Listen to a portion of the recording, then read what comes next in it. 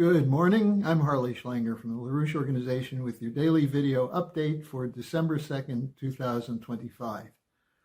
Yesterday, I talked about the tough decisions that are coming up that have to be made based on whether we go to war or whether we have a move to a new security architecture which can guarantee peace.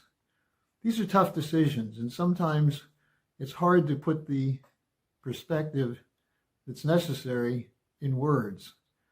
However, poets have a better way of expressing some of these ideas, and so I'm going to rely on Robert Frost to raise this whole question of how decisions are made, especially decisions of consequence. This is from his poem, The Road Not Taken. Please excuse my poetic recitation. I used to be much better, but hopefully the point will get across. Two roads diverged in a yellow wood, and sorry I could not travel both and be one traveler. Long I stood and looked down one as far as I could to where it bent in the undergrowth. Then took the other as just as fair, and having perhaps the better claim because it was grassy and wanted wear, though as for that, the passing there had worn them really about the same. And both that morning equally lay in leaves no step had trodden black. Oh, I kept the first for another day. Yet knowing how way leads on to way, I doubted if I should ever come back. I shall be telling this with a sigh, somewhere ages and ages hence. Two roads diverged in a wood, and I took the one less traveled by, and that has made all the difference. Now, Frost is putting into poetic metaphor what's being faced by everyone every day, decisions that have to be made. And how often do we make the easy decision which doesn't solve the problem, that puts it off into the future? And what happens if you're a leader of a nation and you postpone making the tough decisions? Especially if you look at the question of war and peace or of economics. You're putting your indecisiveness as a burden on the next generation. Or even worse, your bad decision to the great disadvantage of the world. Now, there are meetings coming up today. Steve Witkoff, President Trump's envoy, will be meeting with Vladimir Putin in Moscow. Yesterday, you had a U.S. and a Ukrainian delegation meeting, and they met in Florida.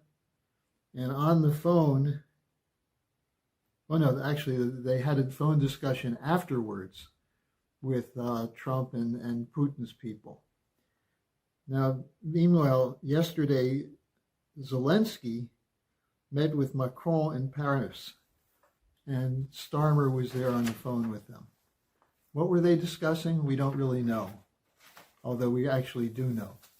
The Europeans have made the commitment to continue the war. That's the decision they've made. Now, where will this lead? Well, what is it that we know that goes into this kind of decision? And by the way, what we know is also what the European leaders know, who are making what I would say are suicidal decisions for their countries. What we know is that Ukraine is breaking down. The military is weak. The morale is bad. The country is now involved in a scandal over corruption. And there's no way to win the war. And yet they're being told, keep fighting. You're fighting for us. And that's what Zelensky intends to do. Meanwhile, the empire, including the United Kingdom and Europe, wants to continue the war. They want to continue it. Why? Well, partly to stay in power, partly because they have no alternative, and partly because they're terrified that if they don't take down Russia now, then Russia is going to ally with the rest of the world, the global south, and end up with a new security and development architecture, which leaves out the Europeans because of the stupid decisions the Europeans are making. They've taken a road toward so-called green technology, toward military rearmament, toward preparing for war with Russia, a war that doesn't have to take place. That's a decision that's being made by people like Ursula von der Leyen, Macron, Merkel, Merzel, you might say, and Starmer. They're committed to war. Military buildup. What about the problems with their healthcare systems, their infrastructure? Forget it. As one of the French leaders said, the French have to be prepared to sacrifice their children to make sure that Putin doesn't take over France. Foolishness. Now, the U.S. under Trump wants to end the war. Although I'm not sure he knows how to do it, the best way to do it would be to cut a deal with Putin. Because Putin also wants to end the war, despite some of the silly gossip otherwise.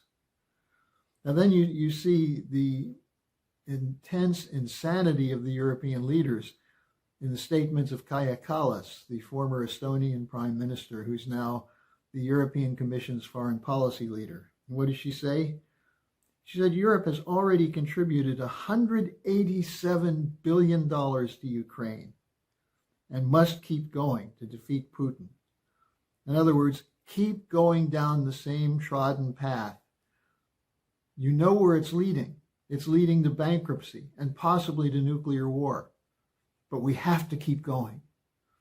That's a decision made on automatic pilot based on terrible thinking and suicidal thinking of the leaders of Europe.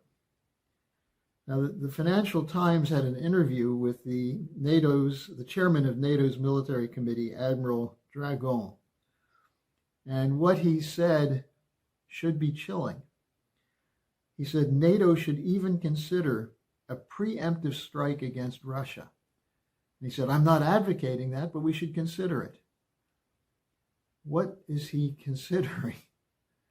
The launching of a nuclear World War III? That doesn't enter into his thinking at all.